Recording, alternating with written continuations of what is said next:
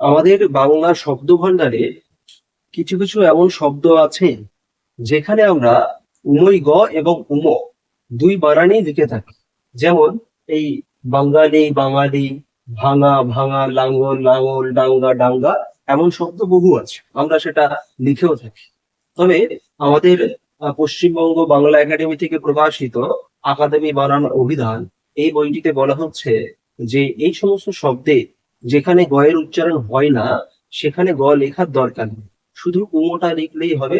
সুতরাং এই যে বাঙালি আছে এটাকে আমরা লিখবো না, লিখবো বাঙালি। এখানে আমরা বাঙালিতে গ এর উচ্চারণ আমরা করি না, আমরা বাঙালি বলি, তাই আমরা লিখবো বাঙালি। ভাঙ্গা, ভাঙ্গাটা আমরা উচ্চারণ করি না, ভাঙা উচ্চারণ করি, সেই জন্য ভাঙাই লিখবো। লাঙলের ক্ষেত্রেও একই, লাঙল উচ্চারণ করি, গয়ের উচ্চারণ করি না, লাঙলই লিখবো। ডাঙ্গার ক্ষেত্রেও আমরা গয়ের উচ্চারণ করি না, ডাঙ্গা বলি, উমর উচ্চারণ করি, সেজন্য আমরা উময় লিখি। কিন্তু এমন বহু শব্দ আছে যেখানে গয়ের উচ্চারণ হয়, উময় গয়ের ক্ষেত্রে উময়ের উচ্চারণ হয়, গয়ের উচ্চারণ হয়। যেমন এই হাঙ্গামা, হাঙ্গামা বলি না আমরা, হাঙ্গামা বলি। হাঙ্গামা গয়ের উচ্চারণ হয়, তাই হাঙ্গামাই। জঙ্গি, গয়ের উচ্চারণ হয়, উময় গয়ে হবে।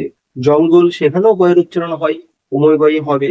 দাঙ্গা, সেখানেও গয়ের উচ্চারণ হয়, উময় গয়েই হবে।